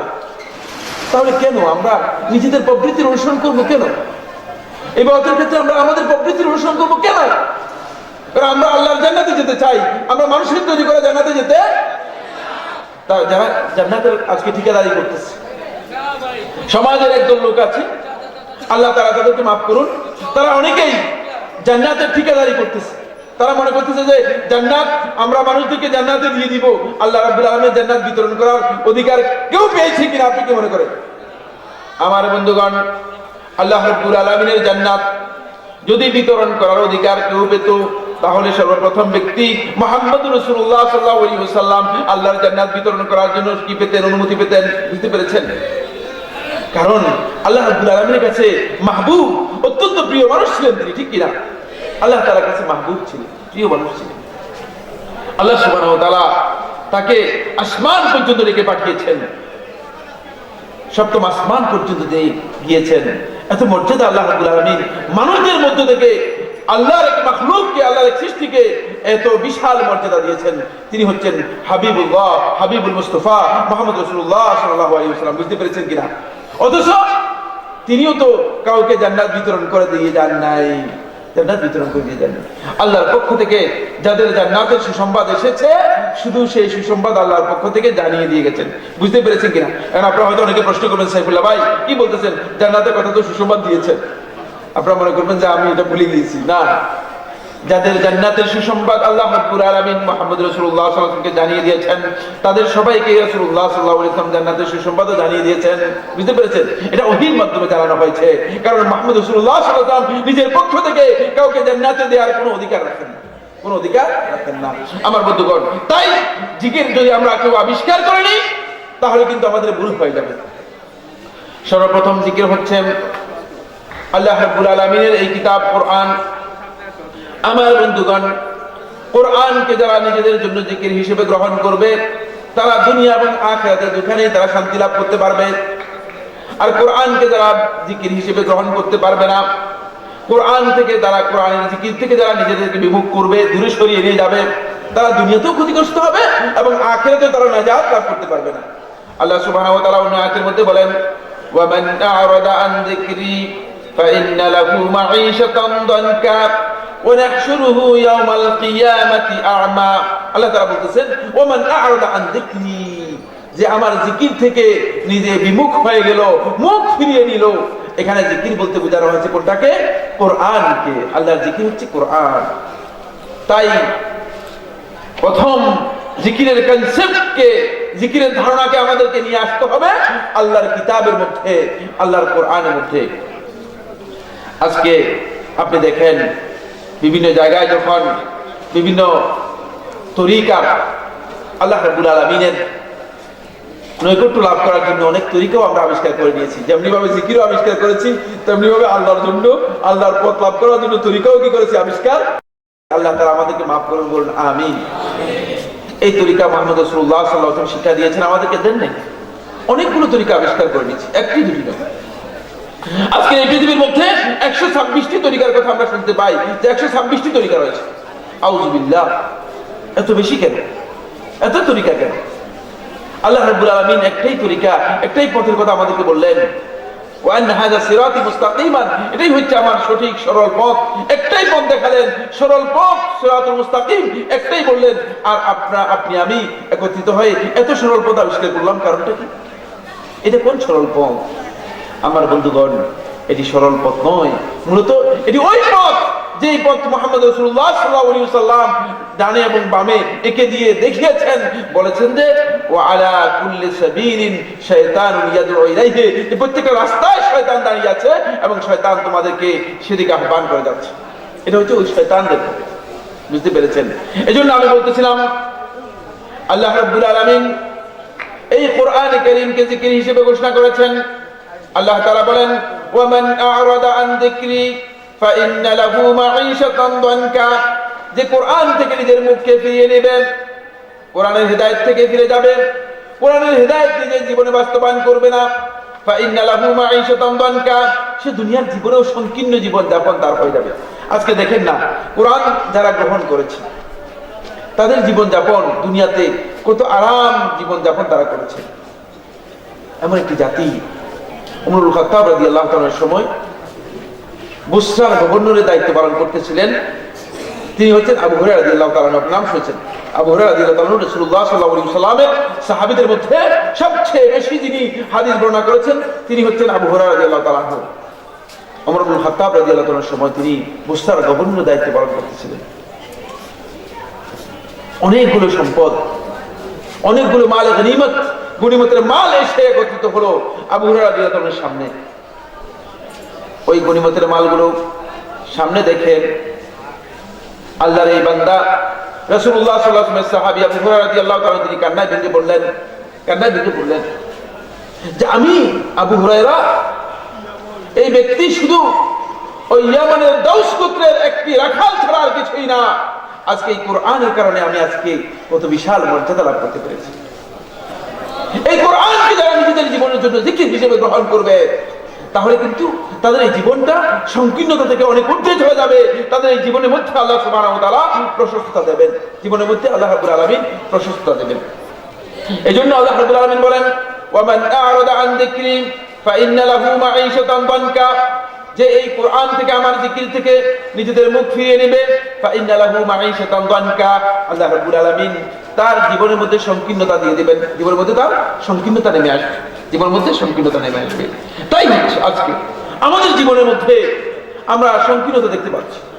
কোরআন থেকে আমরা বিচ্যুত হয়ে যাচ্ছি, কোরআনের হেদায়েত থেকে আমরা বিচ্যুত হয়ে যাচ্ছি, কোরআনের সাথে আমরা সম্পর্কিত হচ্ছি না।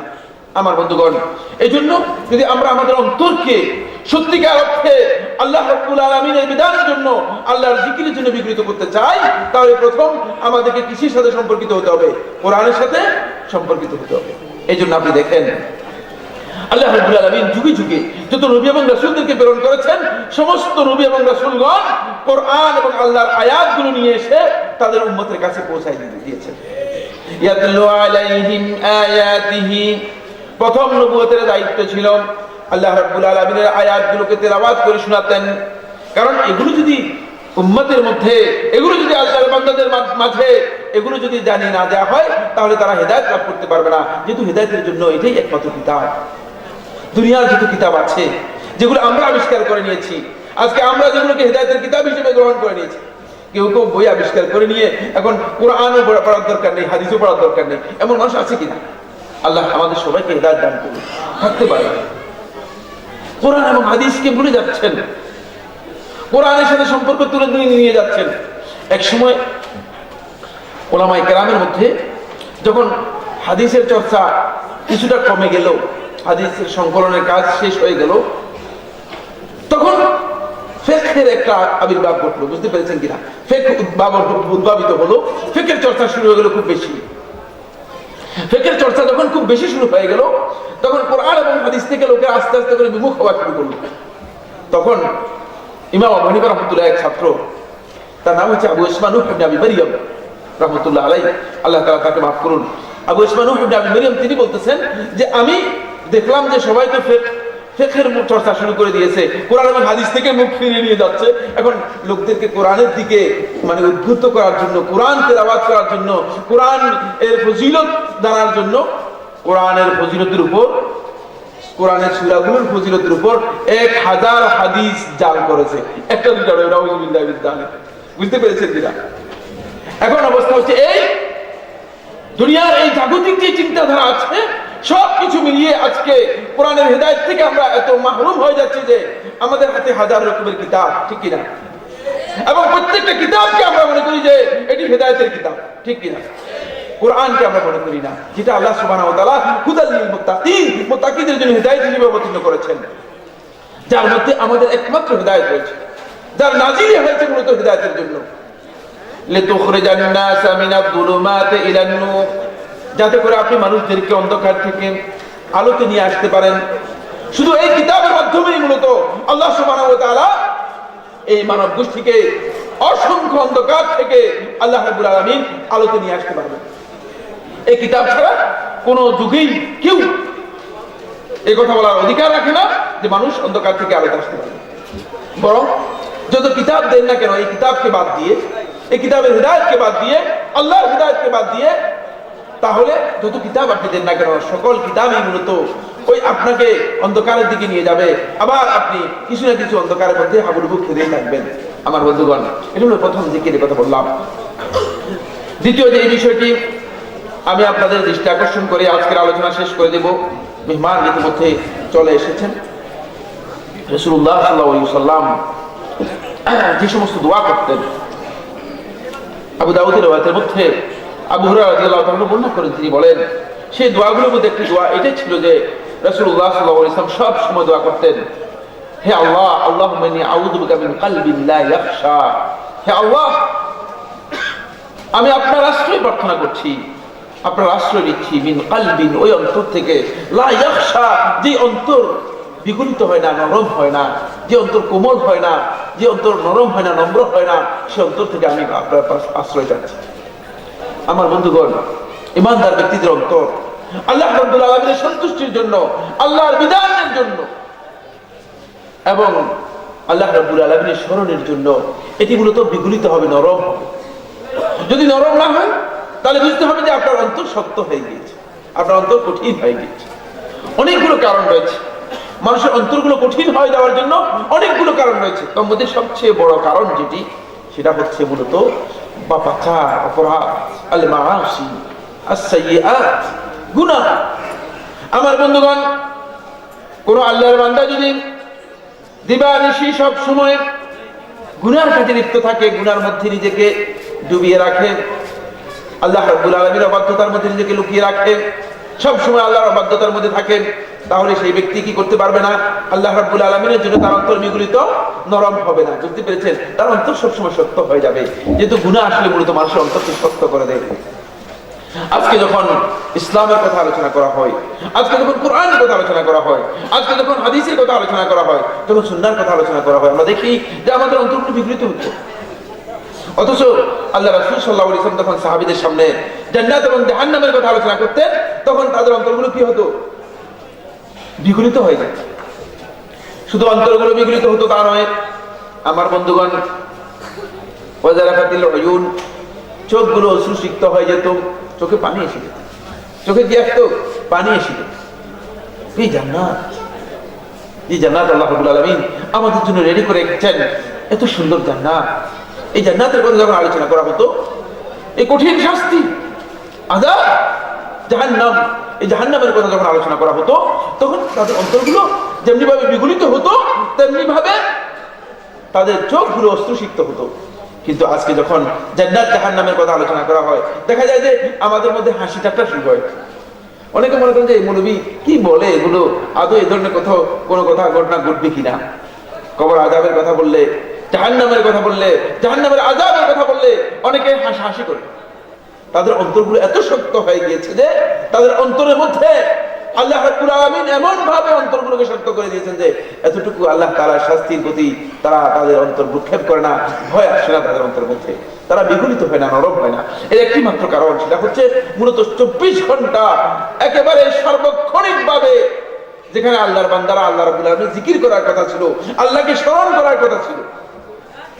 ইয়া আইয়ুহাল্লাযীনা আমানু যকুরুল্লাহা যিকরান কাসীরা, হে ঈমানদারগণ তোমরা বেশি বেশি পরিমাণ আল্লাহ রাব্বুল আলামিনের জিকির করো।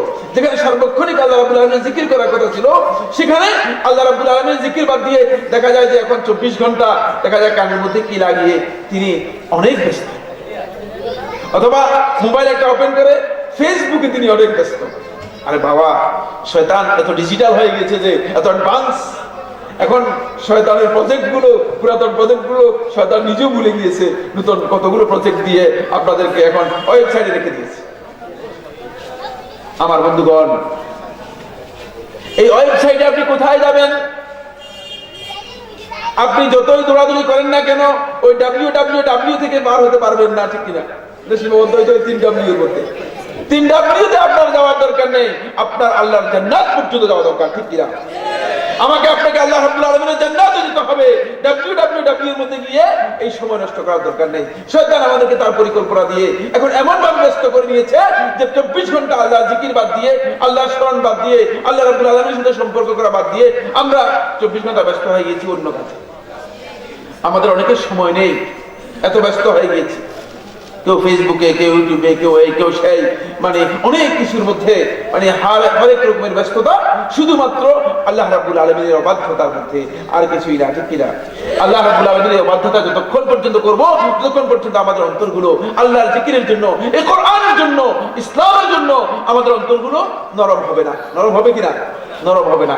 আসুন না বন্ধুগণ, আমাদের অন্তরগুলো নরম করার জন্য, আমাদের অন্তরগুলোকে আল্লাহ রাব্বুল আলামিনের একেবারে আল্লাহর বিধানের অনুগত করার জন্য, যেহেতু আমি আল্লাহর বান্দা, আমাকে আপনাকে স্মরণ করতে হবে। আমার ভাই বোনেরা, আজকে আপনি যতই দৌড়াদৌড়ি করেন না কেন, যতই চেষ্টা করেন না কেন, ওই ব্যক্তির মতো গতকাল আপনার সামনে যে মৃত্যুর কোলে ঢলে পড়েছে, যেই ঘরের মধ্যে আপনি ঢুকেছেন, সেই ঘর থেকে আপনাকে ওইভাবে বের করা হবে, ঠিক কিনা? এভাবে বের করা হবে, আমাকেও বের করা হবে, আপনাকেও বের করা হবে। যেই ঘরের মালিকানা দাবি করে আপনি আজকে অহংকার করছেন, অহংকার করছেন, লোকদের উপর দুরাচরণ করছেন, লোকদেরকে খারাপ ব্যবহার করছেন, যে আপনি এত বড় বিল্ডিং এর মালিক, আপনি এমন দোকানের মালিক, এমন ব্যবসায়ের মালিক, ওই ব্যবসায় প্রতিষ্ঠান থেকে আপনাকে, আপনি যেখানে হেঁটে ঢুকেছেন, আপনাকে সেখানে হেঁটে বের হওয়ার সুযোগ দেওয়া হবে না। আপনাকে মানুষের কাঁধের উপর আপনাকে সেখানে বের করা হবে। তাই এর আগে আপনি আপনার নিজের অন্তরকে আল্লাহ রাব্বুল আলামিনের বিধানকে মেনে নেওয়ার জন্য, আল্লাহর আনুগত্যের জন্য নিজের অন্তরকে বিগলিত করার জন্য চেষ্টা করুন। নিজের অন্তরকে বিগলিত করার জন্য চেষ্টা করুন। আল্লাহর বান্দারা তখনই তাদের অন্তরগুলো বিগলিত হবে যখন আল্লাহর বিধানের আনুগত্য করার জন্য আল্লাহর বিধানের কথাগুলো শুনবে।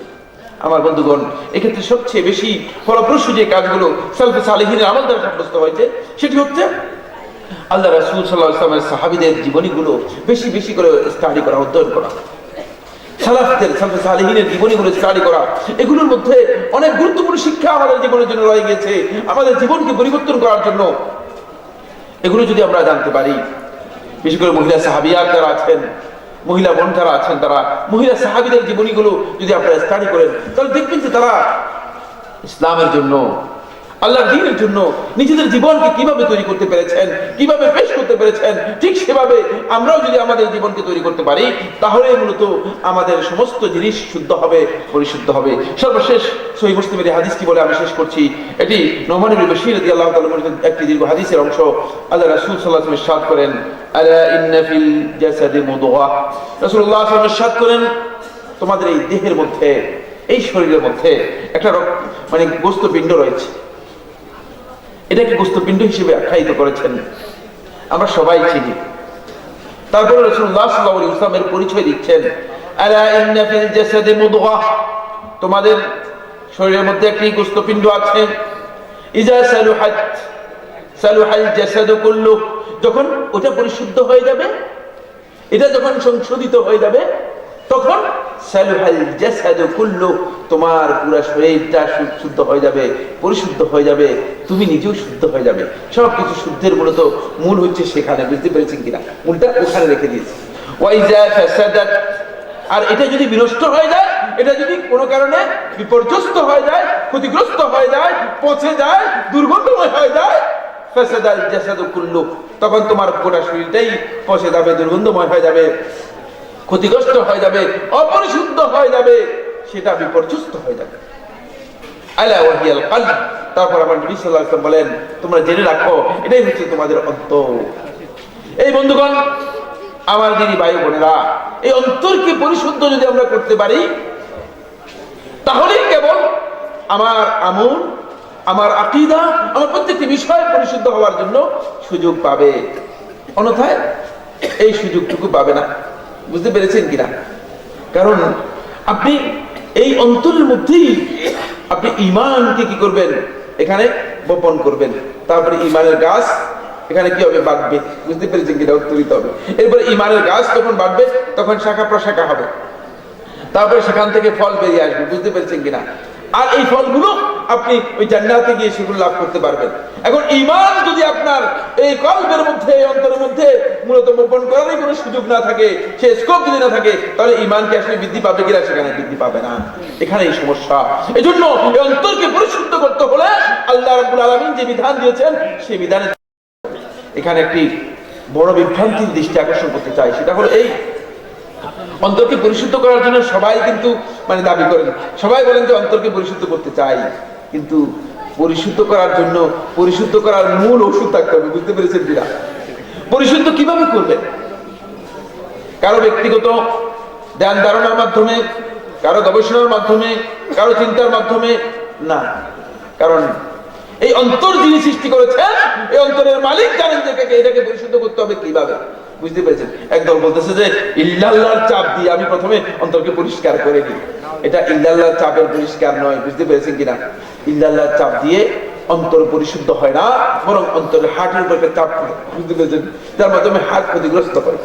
এটা ভুল আমার বন্ধুগণ, এটা আমাদেরকে সংশোধন করে নিতে হবে। রাগ করবেন না, আপনার দৃষ্টিভঙ্গি ভিন্ন থাকতেও পারে, কিন্তু আল্লাহ রাসূল সাল্লাল্লাহু আলাইহি ওয়াসাল্লাম আমাদের অন্তরকে পরিশুদ্ধ করার জন্য এই ধরনের কোন নির্দেশনা আমাদেরকে দিয়েছেন, এর কোনো প্রমাণ নেই। এর কোনো প্রমাণ নেই। বরং অন্তর পরিশুদ্ধ করার জন্য সুন্দর সুন্দর পরিশুদ্ধির পদ্ধতি আমার নবী সাল্লাল্লাহু আলাইহি ওয়াসাল্লাম জানিয়ে দিয়েছেন। তাকওয়ার অন্যতম পদ্ধতি হচ্ছে একটাই, কুতিবা আলাইকুমুস সিয়াম কামা কুতিবা আলাল লাযিনা মিন ক্বাবলিকুম লাআল্লাকুম তাত্তাকুন। পদ্ধতি আমাদের জানা আছে, আমাদেরকে সব পথ আমার নবী সাল্লাল্লাহু আলাইহি ওয়াসাল্লাম শিক্ষা দিয়েছেন যে কিভাবে আমরা আমাদের অন্তরগুলোকে পরিশুদ্ধ করতে পারবো। ঠিক সেভাবে যদি আমি আমার অন্তরগুলোকে পরিশুদ্ধ করি, তাহলেই কেবল আমার অন্তর যদি পরিশুদ্ধ হয়, তাহলে দেখবেন যে আমলের পরিশুদ্ধি আসছে। নচেত আমরা ইসলামের নামে হাজার রকমের আমল করব।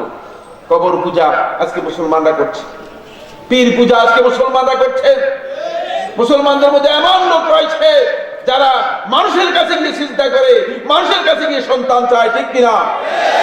অথচ আল্লাহ রাব্বুল আলামিন ছাড়া আর কারো কাছে এগুলো চাওয়ার অধিকার নেই। এমন কারো অধিকারও নেই। কোন ব্যক্তি এই দাবি করতে পারবে না যে আমি এগুলো দিতে পারি, আমার এই অধিকার আছে। যদি দাবি করে থাকেন, সে সবচেয়ে বড় তাগুত, সে ভুল করছে, সে বিভ্রান্ত পথভ্রষ্ট। আমার বন্ধুগণ, এভাবে হাজার রকমের পূজা পার্বণ আমাদের মধ্যে ঢুকে গিয়েছে। তো এগুলো সব ঢুকে দেওয়ার পরে আমি আমার অন্তরকে পরিশুদ্ধ করবো কিসের মাধ্যমে? কিভাবে আমি আমার অন্তরকে পরিশুদ্ধ করছি? ততক্ষণ পর্যন্ত পরিশুদ্ধ হবে না যতক্ষণ পর্যন্ত আল্লাহর জিকিরের জন্য আমি নিজের অন্তরকে বিগলিত না করবো। এজন্য আল্লাহ রাব্বুল আলামিন আমার কাছে আপনার কাছে প্রশ্ন রাখছেন। আল্লাহ রাব্বুল আলামিন বলছেন, আলাম ইয়ানি লিল্লাযীনা আমানু আন তাখশা কুলুবুহুম লিযিকরিল্লাহ ওয়া মা নাযালা মিনাল হক। আমাকে আপনাকে প্রশ্ন করছেন, আলাম ইয়ানি, এখনো কি সময় হয় নাই, লিল্লাযীনা আমানু, ঈমানদারদের জন্য, আন তাখশা কুলুবুহুম, যে তাদের অন্তর বিগলিত হবে, লিযিকরিল্লাহ, আল্লাহর জিকিরের জন্য, আল্লাহর জিকিরের জন্য, ওয়া মা নাযালা মিনাল হক, যেমন যেই হক আল্লাহ রাব্বুল আলামিন আসমান থেকে আমাদের জন্য অবতীর্ণ করেছেন, সেই হকের জন্য আমাদের অন্তরকে এখনো বিগলিত হওয়ার সময় হয় নাই। বন্ধুগণ, একটু বলুন না যে আমাদের সময় হয়ে গিয়েছে, আল্লাহ আমাদেরকে সুযোগ করে দিন। আল্লাহ রাব্বুল আলামিনের কাছে যদি আমরা সবাই এই স্বীকৃতি দিতে পারি, ইয়া রব আনাল ওয়াক্ত, আনাল ওয়াক্ত, যে আমাদের সময় হয়ে গিয়েছে, আমরা আপনার কাছে প্রত্যাবর্তিত হতে চাই, আপনার জিকিরের কাছে আমরা আত্মসমর্পণ করতে চাই, আপনার বিধানের কাছে আমরা আত্মসমর্পণ করতে চাই, যদি এই ঘোষণা দেই, আমরা আল্লাহ তাআলা অবশ্যই আমাদেরকে তৌফিক দিবেন, ঠিক কিনা?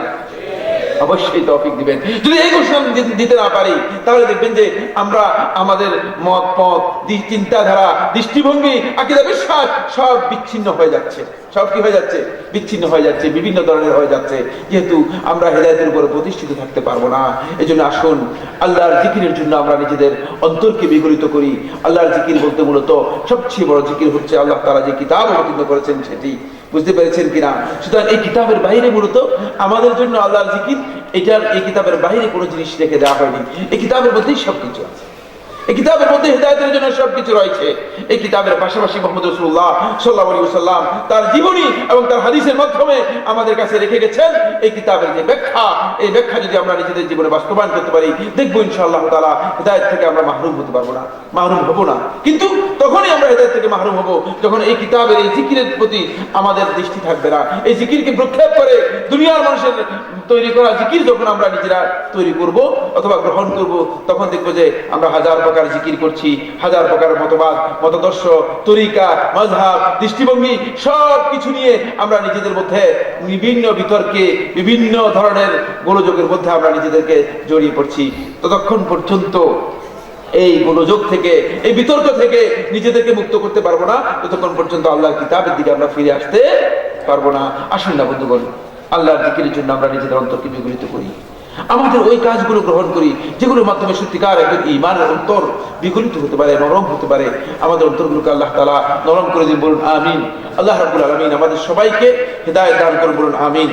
এরপরে আল্লাহ সুবহানাহু ওয়া তাআলার কাছে আরো দোয়া করছি, আল্লাহ রাব্বুল আলামিন মেহেরবানি করে আমরা যারা এখানে উপস্থিত হয়েছি আমাদের সবাইকে ইসলামের মৌলিক বিষয়গুলোকে কোরআন এবং সুন্নাহর আলোকে সহিভাবে বুঝে নিজেদের জীবনে আমল করার জন্য তৌফিক দান করুন, বলুন আমিন।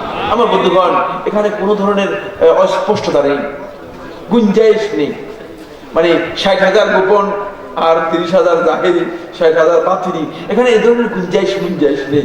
এখানে কোনো ধরনের গোপন কিছুই নেই, এখানে কোনো অন্ধকার গলি নেই, এখানে কোনো চোরা গলি নেই, এখানে কোনো চোরা রাস্তা নেই, এখানে একটি রাস্তা। এটা আমাকে আপনাকে জানিয়ে দিয়েছে সোজা সরল পথ, ইহদিনাস সিরাতাল মুস্তাকিম।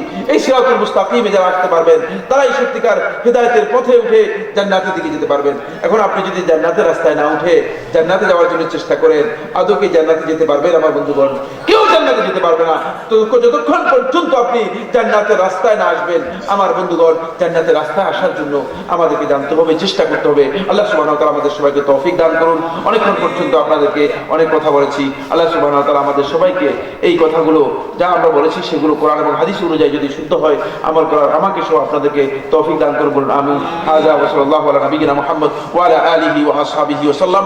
সুবহানাকাল্লাহুম্মা ওয়া বিহামদিকা আশহাদু আল্লা ইলাহা ইল্লা আনতা আস্তাগফিরুকা ওয়া আতুবু ইলাইক।